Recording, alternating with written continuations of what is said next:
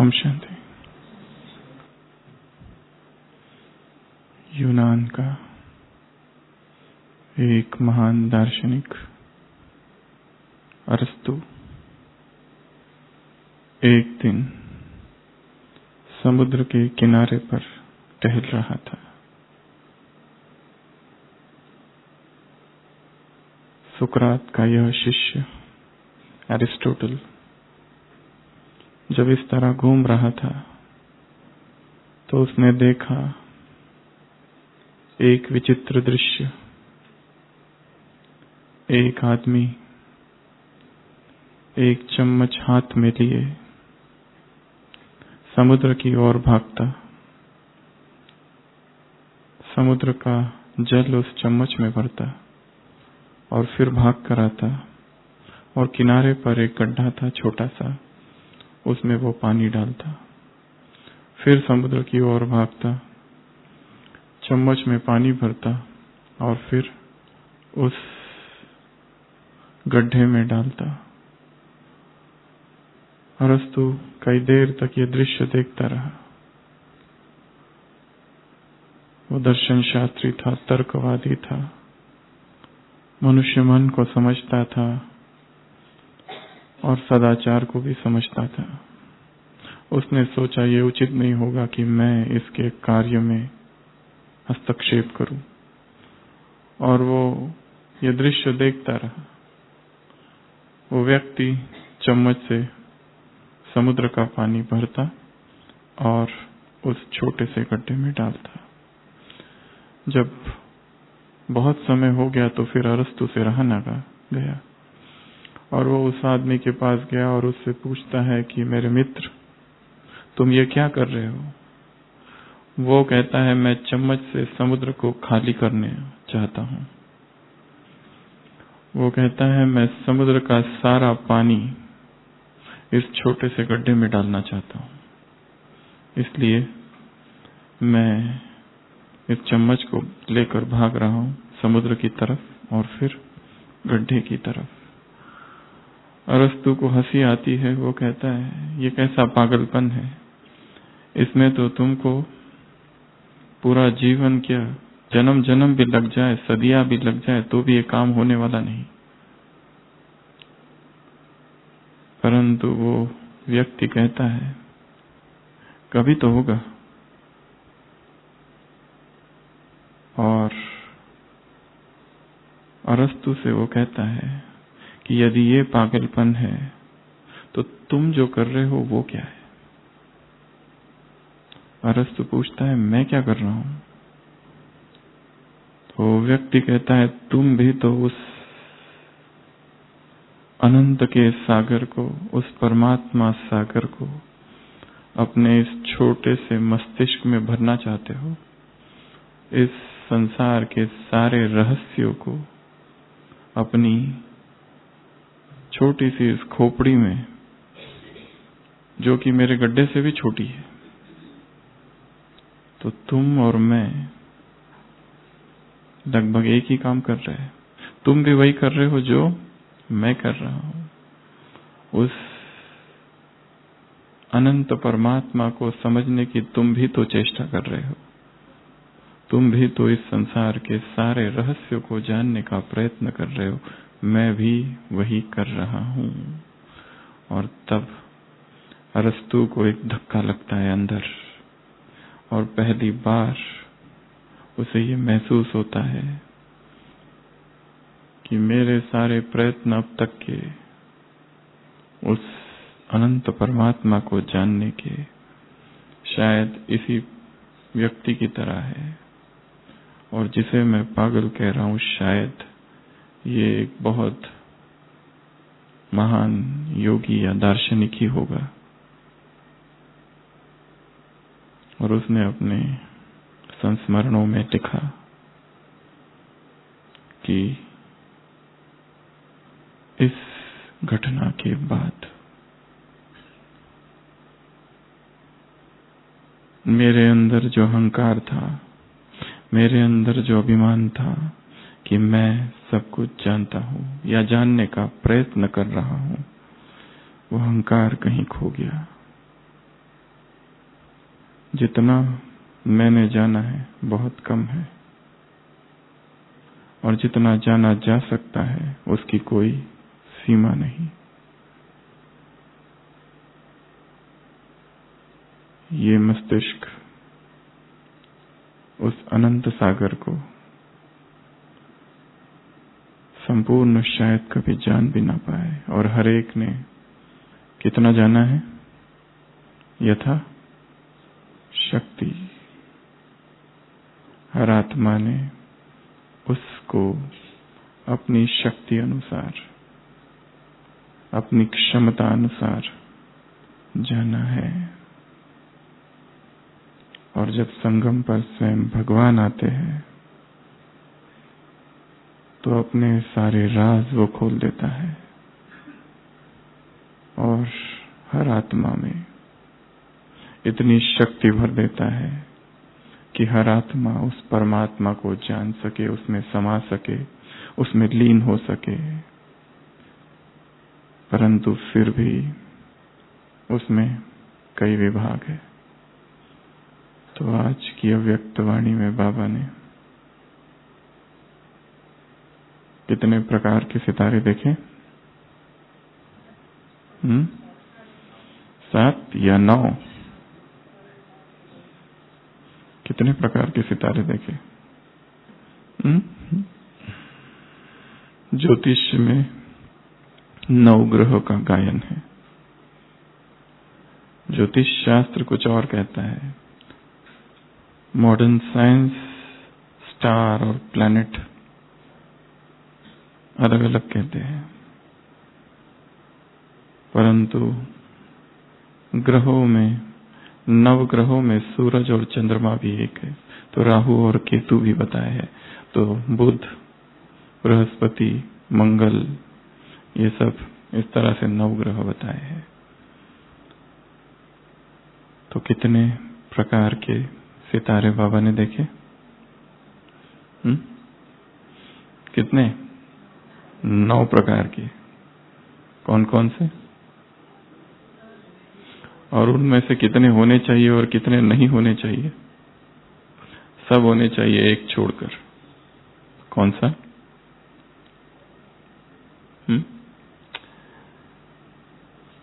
विचित्र तारामंडल है।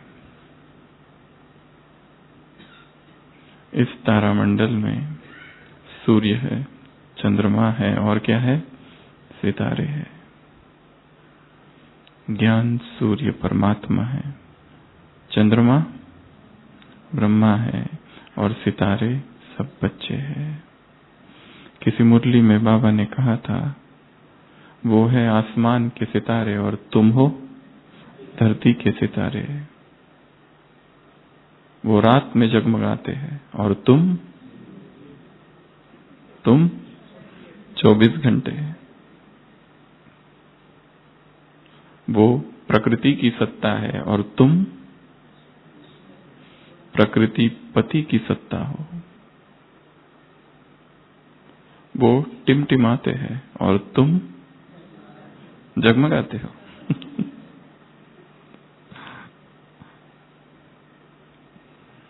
तुम निरंतर प्रकाशित हो। तो सबसे पहला सितारा स्नेही आत्माएं, स्नेही सितारे। और वो स्नेही सितारा मैं हूं, ये अभ्यास करना है। मैं ही वो आत्मा हूं जो प्रभु प्रेम के लिए प्यासी थी और जो परमात्मा प्रेम में समाई रहती थी, और अब वो समय है फिर से उसी प्रेम में समाने का। ज्ञान सूर्य आया है, मैं ज्ञान सितारा हूं, स्नेही सितारा हूं। स्नेह में समा जाना, स्नेही को सब कुछ दे देना। और जब स्नेही को कुछ नहीं दिया जाता है तो बेचैनी होती है। जैसे 2 छोटे बच्चे खेल रहे हैं, एक लड़की है, एक लड़का है। लड़की के पास बहुत सारी मिठाइयां हैं और लड़के के पास बहुत सारे कंचे हैं, मार्बल्स। तो तो लड़की कहती है छोटी सी कि तुम मुझे अपने कंचे दे दो, मैं तुम्हें अपनी मिठाइयाँ दे दूंगी। वो लड़का कहता है हाँ मुझे मिठाइयाँ चाहिए, ये मैं ही कहने वाला था। तो वो छोटी सी लड़की उस लड़के को, उसके मित्र को अपनी सारी मिठाइयाँ दे देती है और वो लड़का कंचे सारे दे देता है पर एक बचा के रखता है जो सबसे बड़ा वाला है और सबसे अच्छा है। रात होती है, वो छोटी लड़की सो जाती है आराम से। रात होती है परंतु वो लड़का सोचते रहता है इसमें भी कोई एक मिठाई तो छिपाई होगी जरूर, और बेचैन रहता है। कहानी यहीं पूरी हो गई। जहां छिपाना है वहां बेचैनी है, जहां देना है, समग्र देना है, इंटीग्रेटेड, वहां शांति है। तो जो प्रेमी आत्माएं हैं और जिन्होंने भगवान से प्रेम किया है, वो सब कुछ उसको दे देगी और उससे कुछ न छुपाएगी। क्या मैं भी ऐसी प्रेमी आत्मा हूं, प्रेम में मगन, जिसके जीवन में छिपाने जैसा कुछ भी नहीं, जिसका जीवन खुली किताब है, जहां कोई दाग नहीं, कोई कलंक नहीं, कोई स्पॉट नहीं। तो सबसे पहला सितारा कौन सा? मैं स्नेही सितारा हूं। स्नेही अर्थात समग्र समर्पण, कंप्लीट एंड इंटीग्रेटेड सरेंडर। दूसरा सहज योगी, सहयोगी। ठीक है, सहयोगी। कौन सा सहयोग देना है, कौन सी मदद करनी है? सबसे पहली मदद या सहयोग स्वयं को करना है। दूसरा उस परमात्मा को, तीसरा इस परिवार को, इस यज्ञ को, संसार की आत्माओं को, प्रकृति को, एडवांस पार्टी की आत्माओं को, समय को। और इन सभी सहयोगों में सबसे बड़ा सहयोग है स्वयं को, स्वयं की गिरी हुई स्थिति से स्वयं को उठाना, स्वयं के गिरे हुए विचारों से स्वयं को ऊंचा उठाना, यह सबसे बड़ा सहयोग है। तो मैं कौन सा सितारा हूं? सहयोगी सितारा हूं। और भगवान जो सहयोग मांग रहा है उसे वो सहयोग देना। और जब संगम होता है तो भगवान कौन सा सहयोग मांगता है? संपूर्ण पवित्रता का। उसे वो आत्माएं बहुत प्रिय है जो बहुत शुद्ध है, बहुत पवित्र है, निर्मल है, जिनका चित्त देह को कभी स्पर्श न करे, जो देह से निरंतर उपराम रहती है, देह के सुखों की जिन्हें अविद्या है, विकारों के सुखों की तथा कथित क्षणभंगुर सुखों से जो परे है, ऐसी आत्माएं भगवान को प्रिय है। तो मैं स्नेही आत्मा हूं, स्नेही सितारा हूं। दूसरा, मैं सहयोगी सितारा हूं। तीसरा, सहज योगी। योग भी कैसा हो जाए? सहज। जिस तीव्रता से मां अपने बच्चे को याद करती है, उसी तीव्रता से उस परमात्मा मां को याद करना, जिस तीव्रता से लोभी व्यक्ति धन को याद करता है, धन स्नान करता है, वैसे ही परमात्मा प्रेम में स्नान करना, परमात्मा प्रेम में खो जाना, ऐसा योग जो कि निरंतर है, टूटा हुआ नहीं, खंड खंड नहीं, अखंड। तो मैं कौन सा सितारा हूं? सहज योगी। अपने योग के चार्ट को हर दिन बढ़ाते जाना है। जो योग कल किया था उससे आज का अमृत वेला शक्तिशाली, जो अमृत वेला योग किया था उससे नुमा शाम शक्तिशाली। और उसकी तैयारी रात से करनी है। कल की वाणी थी सोने की विधि। क्या करना है? क्या करना है? चेकलिस्ट 1 2 3। बुद्धि को क्लियर करो, बाप के हवाले कर दो और कहां सो जाओ? बाप की गोद में सो जाओ। ये तीनों चीजें होनी चाहिए। बुद्धि को क्लियर कर दो, अच्छा बुरा जो कुछ है सब कुछ स्वाहा।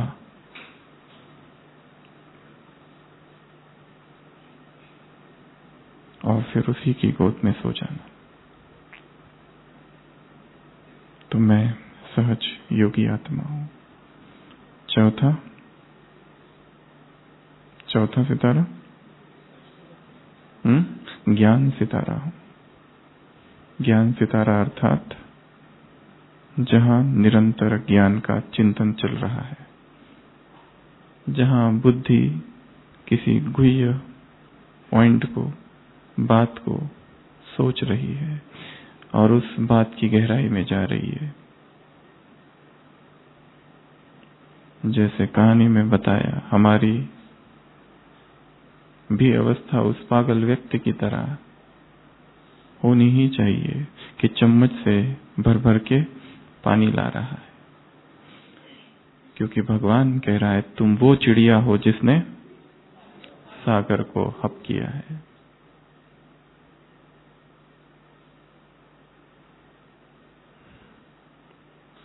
ज्ञानी सितारा। किसी मुरली में बाबा ने कहा था, अंधेरा तब होता है जब सूरज डूब जाता है। यदि सूरज डूबे ही ना, यदि सूरज निरंतर आकाश में ही रहे तो क्या हो जाएगा? अंधेरा कभी होगा ही नहीं। उसी तरह तुम्हारे जीवन में ज्ञान सूरज, ज्ञान सूर्य कभी डूबे ही ना, तो निरंतर ज्ञान का प्रकाश होगा, निरंतर ज्ञान की रोशनी होगी। और जहां रोशनी है वहां पर गलतियां नहीं, वहां पर ठोकरें नहीं, वहां पर भटकना नहीं, वहां पर गिरना नहीं। जहां रोशनी है वहां पर भय नहीं, क्योंकि अंधकार क्या करता है? भयभीत करता है, डराता है, भटकाता है, ठोकरें लगती है, दिखाई नहीं देता, भ्रम होता है अंधकार में। जो चीजें जैसी नहीं है वैसी दिखाई देती है, ये अंधकार के दोष है। जब मन में अंधकार होगा तब भी ये सब बातें होगी। इसलिए निरंतर मन में ज्ञान का प्रकाश हो, और ज्ञान का प्रकाश आएगा केवल सेवाओं से नहीं, ज्ञान के गहन अध्ययन से, चिंतन से, और निरंतर स्व की चेकिंग से। निरंतर देखते रहना कि कहां गलती हुई, कौन सी त्रुटि रह गई, कौन सा दोष अब भी है। तो ज्ञान सितारा। उसके बाद कुछ कुछ आत्माएं कौन सा सितारा है? सेवा में उमंग उत्साह का सितारा।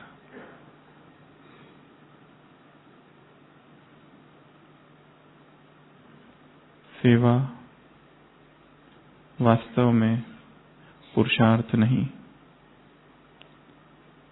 अंतर मन में जो तीव्र भावनाएं हैं विश्व कल्याण की, उसका परिणाम है। अंतर मन में जो अगाध प्रेम है परमात्मा के लिए, उसका ही एक्सपांशन, विस्तार है। वो यदि पुरुषार्थ हो रहा है तो उसमें खींचातान होगी, द्वंद्व होगा, संग्राम होगा। सेवा किस भावना से की जा रही है और क्यों की जा रही है। वास्तव में सेवा अपने आप हो, जैसे कोई प्याला छलक रहा है, वो जो पानी गिर रहा है वो सेवा है। कुछ तो अंदर गहराई में हो रहा है और जो बाहर से सेवा दिखाई दे रही है, यही वास्तविक सेवा है। तो सेवा का सितारा।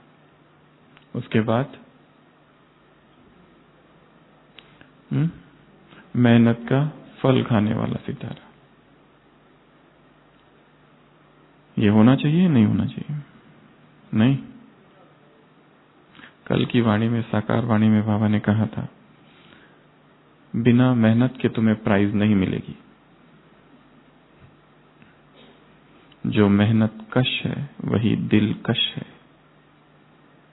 वही आकर्षित करेंगे। ये मार्ग मेहनत का है, परंतु भगवान वो दूसरे ढंग से कहते हैं कि जहां मोहब्बत है वहां मेहनत अनुभव नहीं होगी। वो भी सत्य है, परंतु इस मार्ग में मेहनत तो है, क्योंकि जन्म जन्म के आलस के संस्कार है, जन्म जन्म के अलबेलेपन के, इन अटेंशन के संस्कार है। अचानक अटेंशन के संस्कार आ जाए, अचानक अवेयरनेस के संस्कार आ जाए, इसके लिए पुरुषार्थ लगेगा, अभ्यास लगेगी, प्रैक्टिस, निरंतर अभ्यास, निरंतर होश में रहने का अभ्यास। क्योंकि जब जब हम बेहोश हुए हैं, जीवन में गलतियां हुई है। होश अर्थात सोल कॉन्शियसनेस, बेहोश अर्थात बॉडी कॉन्शियसनेस। इन दोनों के बीच बहुत गलतियां हुई है। जब जब सोल कॉन्शियसनेस से गिरे बॉडी कॉन्शियसनेस में, तभी सारी गलतियां हुई। जब जब बेहोश हो गए, मूर्छित हो गए, तब गलतियां हुई। जब होश में थे, जागरण में थे, माइंडफुलनेस में थे, अवेयरनेस में थे, तब तक शायद कोई गलतियां नहीं हुई। और ऐसे पलों की कोई स्मृतियां भी नहीं है। स्मृतियां ज्यादा उन पलों की रहती है जहां पश्चाताप है और गलतियां है। सुखद पल, आनंद वाले पल यदि थे और अब भी है, तो स्मृति मिलाने का कोई पुरुषार्थ नहीं है, क्योंकि अब भी आनंद में है, परंतु पहले आनंद में थे और अब नहीं है, या पहले दुखी थे और अब आनंद में है। कहीं ना कहीं जब ऐसा ऊपर नीचे होता है तो पास्ट की गलतियों की स्मृति आ रहती है। तो मेहनत तो करनी है, आदत डालनी है मेहनत करने की, और आदत डालनी है प्रेम की भी, वो भी एक मेहनत ही है। पर धीरे धीरे वो मेहनत से मुक्त करा देगी। दी एफर्टलेस एफर्ट है ये। उसके बाद में 7वां सितारा, सफलता, सहज सफलता का सितारा। जो हम करें उसमें सफलता हो जाए। जब ये बार बार हो तो समझना कि बुद्धि की लाइन क्लियर है। तो ऐसे ये 7 सितारे बाबा ने कहे। इन्हीं को समान बना देना कि मैं स्नेही सितारा हूं, मैं ज्ञानी सितारा हूं, मैं सहयोगी सितारा हूं, मैं सहयोगी सितारा हूं, मैं सेवा का सितारा हूं, मैं मेहनत करने वाला सितारा हूं, मैं सफलता का सितारा हूं। ये 7 और 2 है, वो कौन से? ये सब सितारों को रूहानी रोशनी मिल रही है। ये सारे सितारे रूहानी रोशनी में चल रहे हैं। एक है यथा शक्ति सितारा और लास्ट है मास्टर सर्वशक्तिवान सितारा, और सारी की सारी मुरली है यथा शक्ति सितारों की निशानी के ऊपर। तो ऐसे संसार में 9 ग्रह है, और जैसे ग्रह होते हैं ज्योतिषियों ने उसको जोड़ा है, ग्रहों की ऊर्जा को जोड़ा है जन्म से और भाग्य से और प्रभाव से। विज्ञान उसे नहीं मानता, पर ज्योतिषी शास्त्र में तो है वो, कि किस ग्रह नक्षत्र में जन्म हुआ वो महत्वपूर्ण है। तो बाबा ने आज वही बात की है कि जो सितारा जितना समीप है वही उतना समीप ला सकेगा। जो सितारे में जितनी प्राप्तियां है, जितनी विशेषता की शक्ति है, उसी शक्ति का अनुभव दूसरी आत्माओं को करा सकेगा। ये 2 उदाहरण। तो यथा शक्ति सितारा, इसकी बहुत सारी निशानियां दी है, और हमें ये देखना है हम इन दोनों में से कौन सा सितारा है, यथाशक्ति वाला है या मास्टर सर्वशक्तिवान सितारा है। कितनी निशानियां दी, पहले आप बताएंगे क्या क्या कहा। यथाशक्ति सितारा अर्थात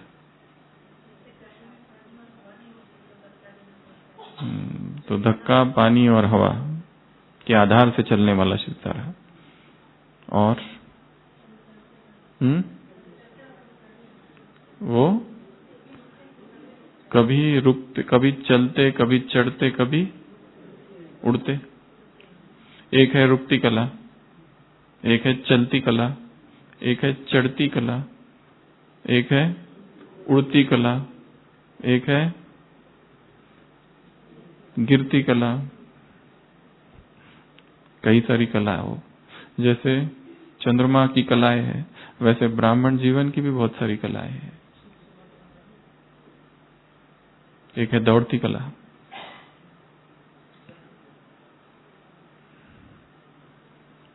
तो 9 निशानियां बताई है बाबा ने किन आत्माओं की, जो यथा शक्ति है। सबसे पहला तो वो दूसरी आत्माओं को डायरेक्ट कनेक्ट नहीं कर पाएगी परमात्मा से। क्यों? क्योंकि वो स्वयं ही उससे दूर है, वो स्वयं ही डायरेक्ट कनेक्शन में नहीं है। हमारा बाबा से जितना कनेक्शन गहरा है, उतना ही कनेक्शन हम दूसरों का जोड़ सकते हैं। जितना प्यार हृदय में है, उतना ही प्यार दूसरी आत्माओं में भरा जा सकता है। यदि दिल में ही प्यार नहीं, तो दूसरी आत्माओं को हम उससे कैसे जोड़े? आत्माएं भगवान से मिल जाए, संसार की विकारी पतित तमो प्रधान आत्माओं के हृदय में भी परमात्मा प्यार जागृत हो जाए, उसी अनुपात में जागृत होगा जितना वो हमारे हृदय में है, उसी अनुपात में जागृत होगा जितना ज्ञान सुनाने वाले के दिल में है। तो वो सितारा जो समीप है, वो सितारा जो डायरेक्ट कनेक्शन में है, वो ही दूसरी आत्माओं को समीप ला पाएगा और दूसरी आत्माओं का डायरेक्ट कनेक्शन जोड़ पाएगा। ये है सर्वशक्तिवान, मास्टर सर्वशक्तिवान सितारे की निशानी पर हम चर्चा कर रहे हैं। और बाबा ने कहा यथाशक्ति आत्माओं की निशानी क्या है, कि वो दूसरी आत्माओं का कनेक्शन डायरेक्ट नहीं जोड़ सकेगी, उन्हें किसी का सहारा लगेगा। क्या ऐसा हो सकता है कि संसार की हर आत्मा के हृदय में हम परमात्मा प्रेम भर दे? जो देख नहीं सकता उसको उसके हृदय में भी, जो सुन नहीं सकता, जो बोल नहीं सकता, जो आदिवासी है, जो आतंकवादी है, ऐसी आत्माओं के हृदय में भी ईश्वरीय प्रेम भर जाए। जो विकारों में फंसे हुए हैं, जिनके लिए देह का सुख ही सब कुछ है, जो धन में ही आनंद लेते, ऐसे धनानंद आत्माओं में भी ईश्वरीय प्रेम भर जाए। ये काम शब्दों से नहीं होगा, तरंगों से होगा, मौन से होगा, और हमारे हृदय में परमात्मा प्रेम कितना है उससे होगा। इसके पहले भी कभी कहा था, छोटा बच्चा अपने पिताजी से पूछता है, भगवान कितना बड़ा है? पिताजी कहते हैं, वो देखो आकाश में एरोप्लेन जा रहा है ना, उतना है। वो कहता है, इतना छोटा? ये तो बहुत ही छोटा है। पिताजी बच्चे को एयरपोर्ट हैंगर, जहां पे हवाई जहाज रखे जाते हैं, वहां ले जाते हैं और एक एरोप्लेन के सामने जाकर कहते हैं, ये है एरोप्लेन। तो वो बच्चा कहता है, इतना बड़ा?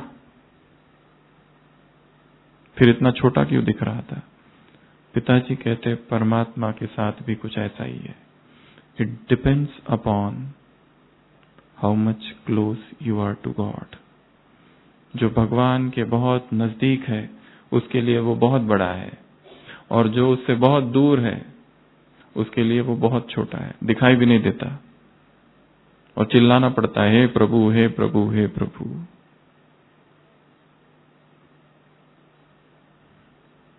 परंतु जिसके लिए वो बहुत नजदीक है उसे कुछ कहने की भी आवश्यकता नहीं। तो सबसे पहली निशानी यथाशक्ति आत्माओं की, कि वो आत्माओं का कनेक्शन डायरेक्ट नहीं जोड़ सकती। दूसरी निशानी यथाशक्ति आत्माओं की, आत्माओं में उतनी शक्ति वो नहीं भर सकती जितनी भरनी चाहिए। उन्हें शक्तिशाली नहीं बना सकती क्योंकि स्वयं ही शक्तिशाली नहीं है। हम दूसरों को उतनी ही शक्तियों से भर सकते हैं जितनी शक्तियां हमने उससे ली है। कोई ऐसी आत्मा हमारे सामने आ जाए और हम सोचे कि ये दुख से मुक्त हो जाए, दर्द से मुक्त हो जाए, किसी के प्रियजनों की मृत्यु हो गई है, रो रहे हैं, क्या उस शोक से हम उन्हें मुक्त कर सकते हैं? दुख की वो घड़ी। हमें याद है एक बार मुंबई के एक युगल डॉक्टर, जो हमारा ही जो अस्पताल है वहां काम करते हैं अब भी, एक दिन उनका जो बेटा था लंदन में डेंटल की एग्जाम दे चुका, अभी फाइनल एग्जाम दे गया, हो गई, और एकदम से घर पे फोन आया कि उसका एक्सीडेंट हो गया। और ये भी बताया गया कि वो ऑन द स्पॉट डेथ हो गई है। ये भी नहीं कि एक्सीडेंट हो गया, सीरियस है, हॉस्पिटल में लेके गए, नहीं, यंग और डेथ हो गई, मर गया। वो दोनों युगल एकदम शॉक में चले गए, कुछ बोल ही नहीं पाए अगले कुछ दिन। ऐसा गहरा सदमा और आघात। उन्हें नहीं पता आत्मा क्या है, परमात्मा क्या है। ऐसी खबर कि वो मर चुका है, सीरियस है, आ जाओ, ऐसा नहीं, डेथ। तो क्या ऐसी आत्माओं को हम शक्ति भर सकेंगे? ऐसी आत्माओं, और ऐसा समय आएगा, मौत का बाजार गर्म होगा, आत्माएं बहुत दुखी है, संसार में बहुत दर्द में है। हम उन्हें शक्ति उतनी ही भर सकेंगे जितनी हमने अपनी आत्मा में शक्ति भरी। तो यथाशक्ति आत्मा अर्थात उतनी शक्ति नहीं भर पाएंगे जितनी भरनी चाहिए। ये दूसरी निशानी है। तीसरी निशानी, ऊंची स्थिति नहीं बना पाएगी। ज्ञान सूर्य ऊंचा है, ज्ञान चंद्रमा ऊंचा है, परंतु ऐसी यथाशक्ति आत्माएं अपनी ऊंची स्थिति नहीं बना पाएगी या नहीं बना पा रही। यदि हम भी नहीं बना पा रहे तो शायद हम कौन है? Second number. ये जो भी बातें हैं इसके अपोजिट में जो कुछ है, विरोध में, वो है मास्टर सर्वशक्तिमान सितारा, पावरफुल सितारा। चौथी निशानी, उनके बोल। कौन से बोल? मन के और मुख के क्या होंगे? सभी ने मुरली सुनी है ना सुबह? होना तो चाहिए पर हो नहीं रहा है, करना तो चाहिए लेकिन कर नहीं रहे, बनना तो चाहिए पर बन नहीं रहे। निरंतर पश्चाताप का भाव है, कांस्टेंट रिपेंटेंस। मधुबन में आए सेवा के लिए, परंतु जैसी सेवा करनी चाहिए थी वैसी नहीं कर पा रहे। मधुबन में आए तपस्या के लिए, परंतु जैसी तपस्या करनी चाहिए थी वैसी नहीं हो रही है। मुख से दिन भर में इतने व्यर्थ बोल निकल रहे हैं। सोचा था मौन का, सोचा था एकांत का, तपस्या का, पर पता नहीं यहां पर कैसा व्यर्थ निकल रहा है मुख से। निरंतर जो करना चाहिए था वो नहीं कर रहे। निरंतर रिपेंटेंस है। ये आत्मा, किस आत्मा की निशानी है? ये यथाशक्ति वाली आत्मा की। जैसा अमृत वेला करने का सोचा था वैसा हुआ नहीं। और मास्टर सर्वशक्तिवान सितारे की निशानी, जो सोचा वो हुआ। सोचा था आज शक्तिशाली करेंगे, पावरफुल अमृत वेला, और वैसा ही हुआ। सोचा कि मुख से एक भी व्यर्थ ना निकालेंगे, और वैसा ही किया। ऐसी दृढ़ प्रतिज्ञा। सोचा एक भी व्यर्थ कर्म ना हो, एक सेकंड भी वेस्ट ना हो दिन भर में। एक सेकंड की कीमत कितनी है? शांतिवन वाली मुरली याद है ना, अभी अभी चली है। 1 साल और कुमारों से मुलाकात याद है ना? 1 सेकंड अर्थात 1 जन्म। अभी नहीं तो कब नहीं। हीरे तुल्य समय है, हीरे तुल्य जीवन है। कल्प की प्रारब्ध अब बन रही है। जितना श्रेष्ठ बनना चाहो बन सकते हो। ये भाग्यवान समय है। ये समय है जब भटकी हुई आत्माओं की प्यास बुझ रही है परमात्मा प्रेम, परमात्मा अधिकार, परमात्मा खजानों की। समय की रफ्तार तेज है। सुनी ना मुरली, अभी अभी चली है शांतिवन में। टाइम वेस्ट हो गया, इसका पश्चाताप। और ब्राह्मण बनने के बाद और तीव्र पुरुषार्थी बनने के बाद छोटी सी गलती का बड़ा पश्चाताप होता है। ये ना हो, ये निशानी है मास्टर सर्वशक्तिवान सितारे की। और यदि हो रहा है तो कहीं न कहीं सूक्ष्म मन में, संकल्पों में, भावनाओं में, इमोशंस में लीकेज है। अब भी आसक्ति, अब भी आकर्षण है व्यर्थ के प्रति। अच्छा लगता है सुनना व्यर्थ, अच्छा लगता है कोई सुनाए तो, अच्छा लगता है बैठ के व्यर्थ की बातें करना, बजाय इसके कि अव्यक्त वाणी सुबह चली है, दिन मिला था इस वाणी का चिंतन करने के लिए।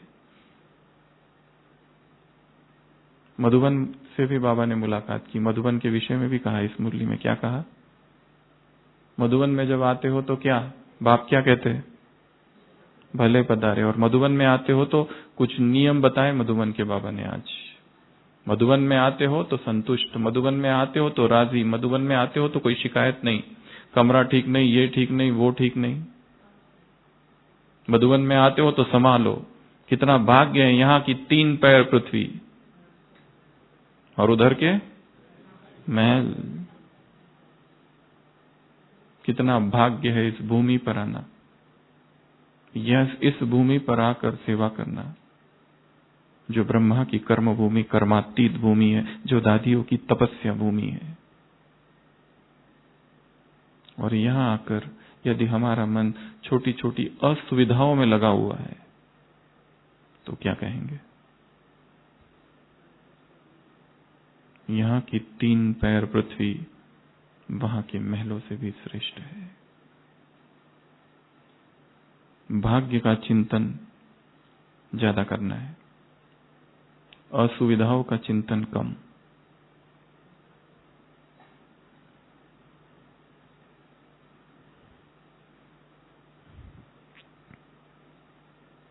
तो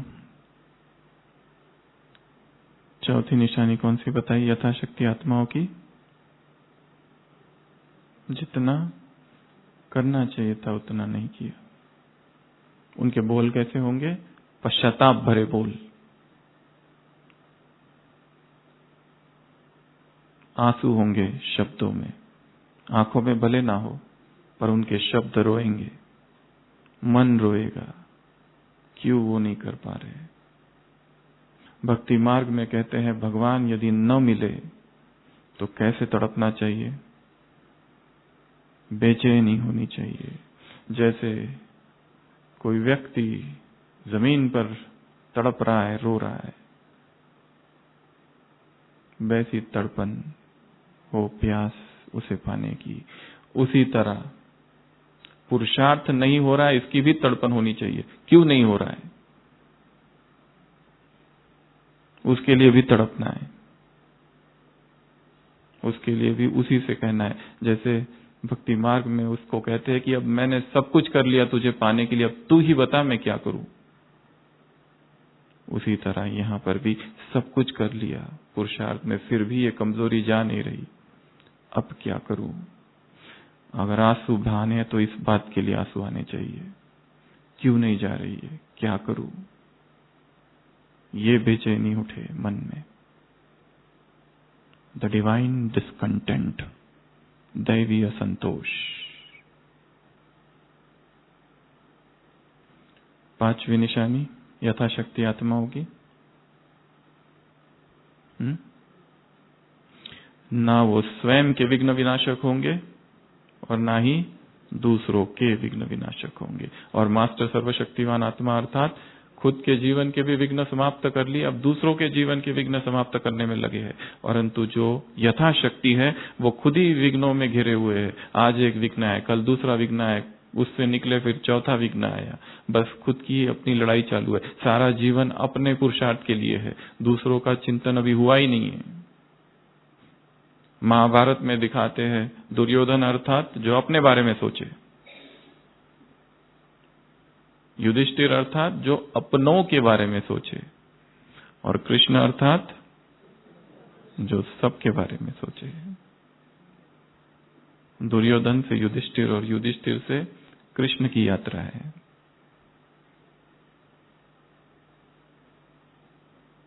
हमारी बुद्धि क्या सोचने में लगी है। किसी एक साकार मुरली में आया था, संसार की आत्माएं अपने ही दुख दर्द में डूबी रहती है। बड़ा अच्छा वाक्य था, संसार की आत्माएं अपने ही दुख दर्द में डूबी रहती है, तुम्हारा कर्तव्य है उन्हें बाहर निकालना।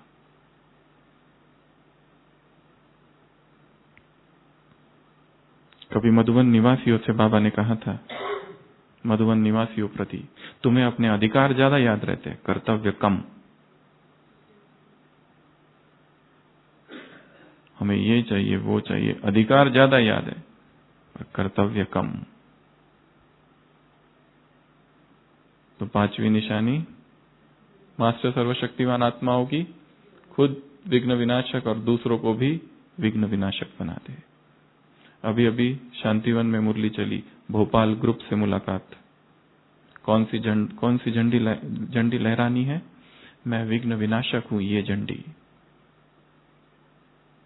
याद है ना।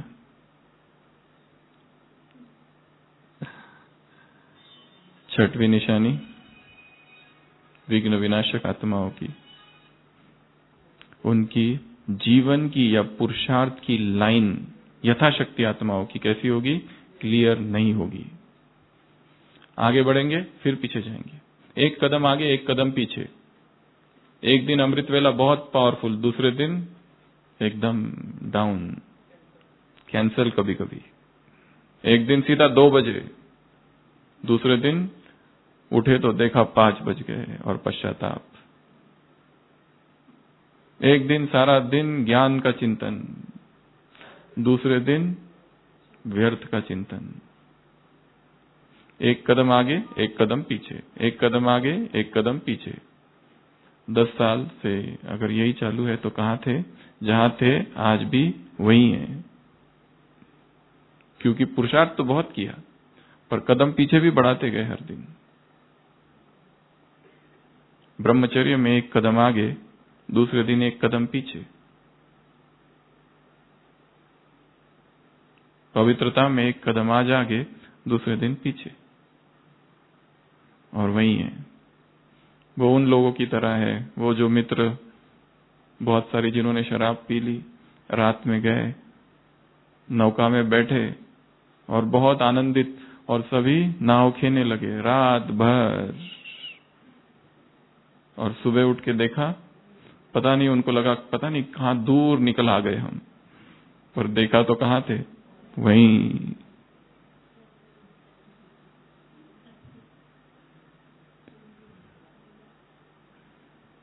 एक इंग्लिश ऑथर है जी वेल्स ने एक कहानी लिखी है, जिसने एक व्यक्ति दिन रात पढ़ते रहता है समुद्र की यात्राओं के बारे में, और एक दिन उसको लगता है मैं भी जाऊं, और अपना सब कुछ बेच के एक छोटी डुग्गी, एक नाव बनाता है और बहुत सारा भोजन ले लेता है और निकलता है, और कई मास तक भटकते रहता है, और फिर उसे एकदम एक दिन नजर आती है जमीन, एकदम उत्साहित हो जाता है, पता नहीं नई भाषा होगी, नए लोग होंगे, नई संस्कृति होगी। फिर तट पर उतरता है और देखता है यहाँ की भाषा तो वही है, इंग्लिश। दुखी हो जाता है, सोचा था कहीं दूर जाऊंगा, कहीं दूसरी भाषा होगी। फिर और थोड़ा अंदर जाता है तो पहचानी सी चीजें दिखाई देती है, और अंदर जाता है तो उसी का गांव जहां से निकला था बस वहीं पहुंचा है। भटकते भटकते। तो छठवीं निशानी यथा शक्ति आत्माओं की क्या बताएं, जीवन की लाइन या पुरुषार्थ की लाइन क्लियर नहीं होगी। सातवीं निशानी एक रस शक्तिशाली स्थिति नहीं होगी, कभी समस्या स्वरूप तो कभी समाधान स्वरूप, कभी दूसरों की समस्याएं ठीक कर रहे, काउंसलिंग सेशंस, और दूसरे दिन खुद ही समस्याओं में है, ढूंढ रहे कोई मिल जाए अच्छा जिसको पूछूं क्या करना चाहिए। आठवीं निशानी डबल इंजन। डबल इंजन रहता है तो हवा, पानी और धक्के की आवश्यकता नहीं। आत्माएं, साधन, साल्वेशन चाहिए। क्या कहेंगी ऐसी आत्माएं? खुशी नहीं रहती है, योग पावरफुल नहीं, सेवा में उमंग उत्साह नहीं, धारणा पता है परंतु फॉलो करने में कमजोरी है। यह है यथाशक्ति आत्माओं की निशानी है। डबल इंजन लगा नहीं है। आठवीं निशानी। और नौवीं निशानी अधिकार। लेने में सब चाहिए, लेने में बड़ा और करने में मैं छोटा हूं, मैं नया हूं। बड़ों का दोष है, समय बहुत पड़ा है, संपन्न कौन बना है, बाबा सबको चांस देते हैं, हमें भी चांस मिलना चाहिए।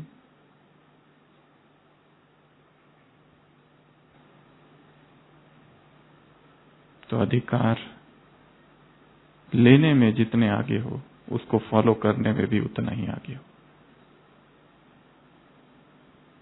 तो ये 9 निशानियां हैं किसकी? यथा शक्ति आत्माओं की। पहली, कनेक्शन आत्माओं का जोड़ नहीं पाएंगे क्योंकि खुद का ही कनेक्शन नहीं है, खुद ही बाबा को भूले हुए है और उसकी सेवा में लगे हैं।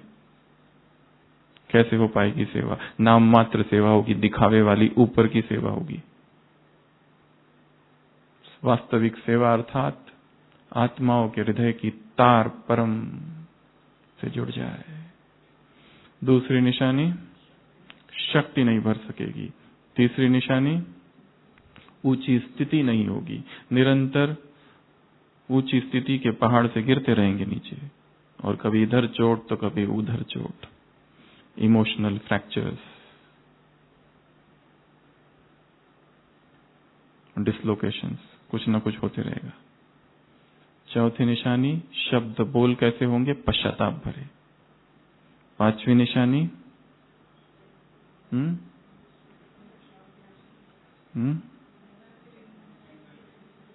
स्वयं के भी विघ्न विनाशक नहीं बन पाए। पहले तो अपने जीवन के विघ्न को स्वयं हटा देने हैं, उसके बाद ही वो प्रक्रिया चालू होगी दूसरों के विघ्न को हटाने की। या कभी कभी साथ साथ भी करते हैं, दूसरों के हटाते हटाते स्वयं के भी हट जाते हैं, वो भी बाबा ने कहा है। उसके बाद में अगली निशानी, लाइन क्लियर। अगली निशानी एक रस शक्तिशाली स्थिति, निरंतर शक्तिशाली। ओम शांति।